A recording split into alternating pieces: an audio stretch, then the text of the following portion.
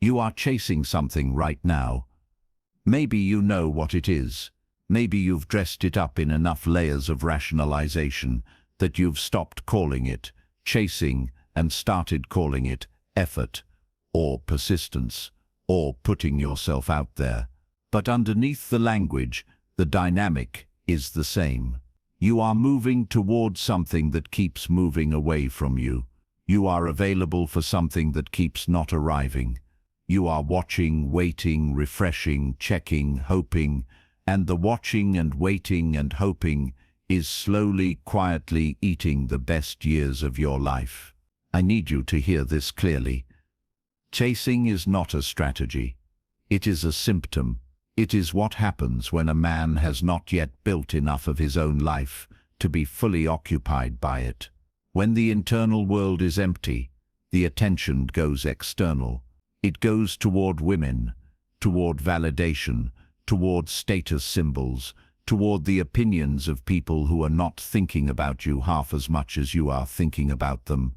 And the terrible irony of chasing is that it guarantees the thing you're chasing will continue to move away, because nothing and nobody is attracted to desperation. And chasing at its core is desperation with better shoes on. Machiavelli watched this dynamic destroy prince after prince. The ruler who chased the love of his people lost it. The one who chased the approval of his allies was betrayed by them. The one who chased fortune found that fortune, as he wrote, favors the bold, not the desperate, not the available, not the ones who made themselves easy to predict and easier to dismiss. Fortune favors the man who has built something she wants to be part of, the man who is already in motion when she arrives, the man who, frankly, barely has time to notice her because he is too occupied with what he is building.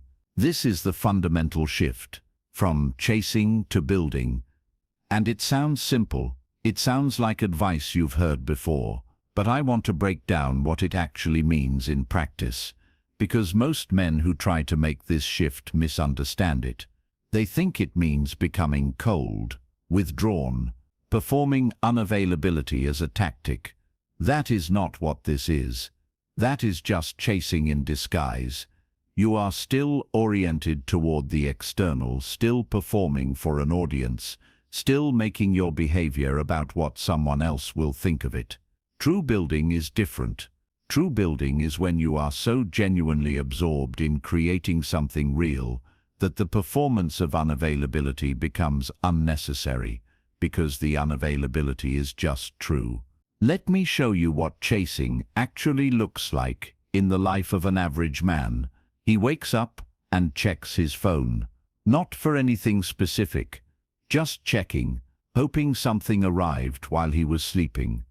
A message, a notification, a signal from the outside world that he matters, that he is wanted, that something is about to happen. He checks social media. He refreshes. He watches other people's lives through a screen and compares them to the interior of his own mind, which is quiet and uncertain and not yet built into anything solid. He goes through his day in reaction mode, responding to what comes at him rather than directing where he is going.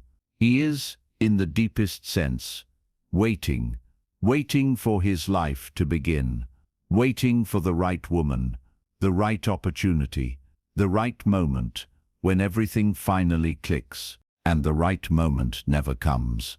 Not because he is unlucky, but because the right moment is not something that arrives. It is something that is built, and he is not building, he is waiting. And waiting is just chasing with less movement. Now, let me show you what the builder looks like. He wakes up before he wants to, not because someone told him to, because he has something that requires his attention, and the morning is the best time to give it. He does not check his phone first. He goes directly to the work. The work could be anything: a business, a body, a skill, a creative project, a financial structure, an education. The specific thing matters less than the orientation. He is directed. He has a thing that is his, that he is making, that requires him to be present and focused and not distracted by the noise of other people's reactions to his life.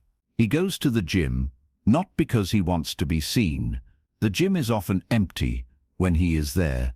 He goes because the body is one of the things he is building, and the building requires consistency, especially when there is no audience.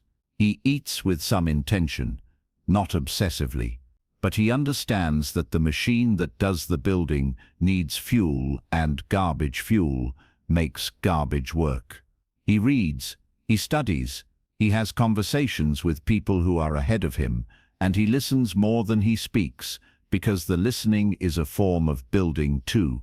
He is not always happy. Building is not happiness.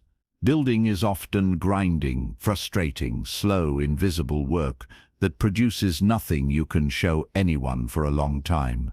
There are days when the work feels pointless, when the progress is too small to measure, when the people who are out chasing and partying and scrolling seem to be having a better time than the man alone at his desk at 11 at night. Those days are real, and the builder stays anyway, because he understands something that the chaser never figures out. The result of building is not just the thing you build, it is who you become in the process of building it. Here is the specific thing that happens when you shift from chasing to building. Your relationship to time changes completely. The chaser is always killing time. Time is the enemy because it represents another moment in which the thing he is waiting for has not arrived. He fills it with distraction, with entertainment, with social media, with anything that makes the waiting less unbearable. Time is something to get through. The builder never has enough time. Every hour is spoken for. There is always more work to do than hours available to do it. He goes to bed, knowing tomorrow's agenda before he closes his eyes. He wakes up with a direction. And this complete occupation of time is what makes him magnetic in a way the chaser never is. Because a man whose time is genuinely precious, whose attention is genuinely limited, whose schedule is genuinely full, that man is interesting. That man has something going on. That man, when he does give you his time, is giving you something real, not just the time of someone who had nothing better to do. Let me talk about women specifically, because I know this is where half of you are stuck. You are chasing someone. Maybe one specific person. Maybe the concept of a person. Maybe you are not chasing actively, but you have organized your self-improvement around the idea of eventually being good enough to get the person you want.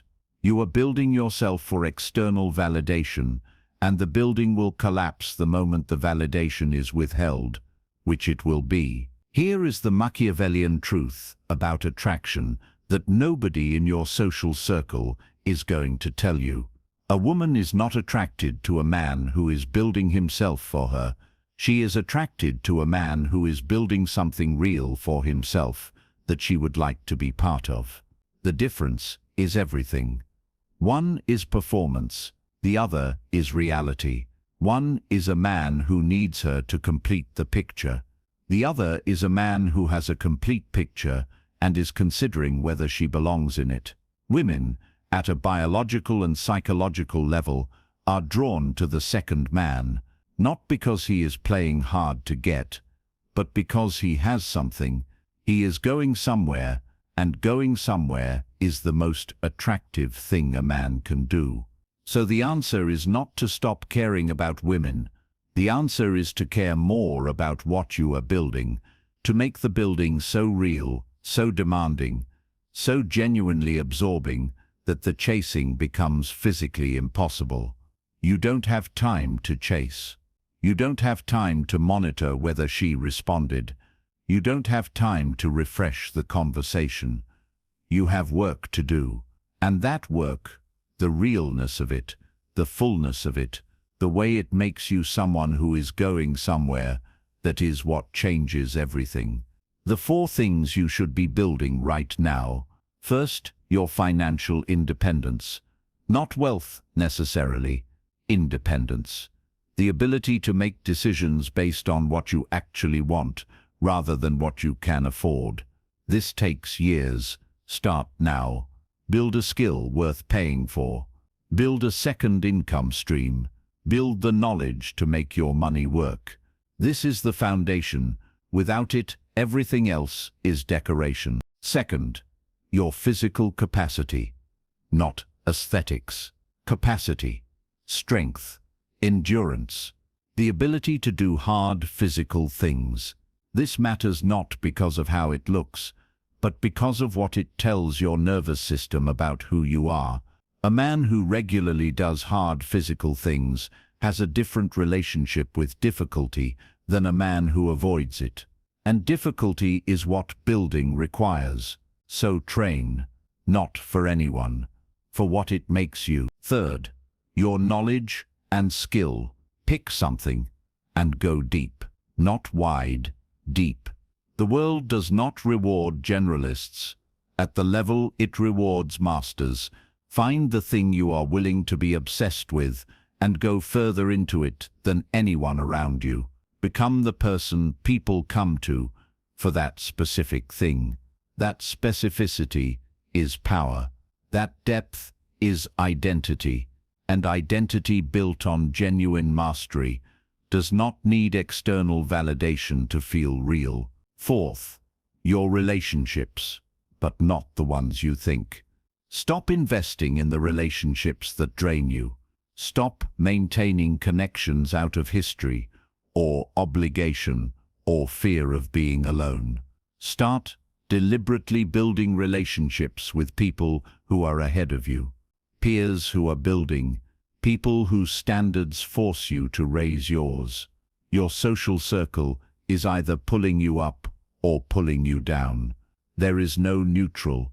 Build the circle that builds you. Here is the final truth. The man who chases is always slightly behind the thing he is chasing.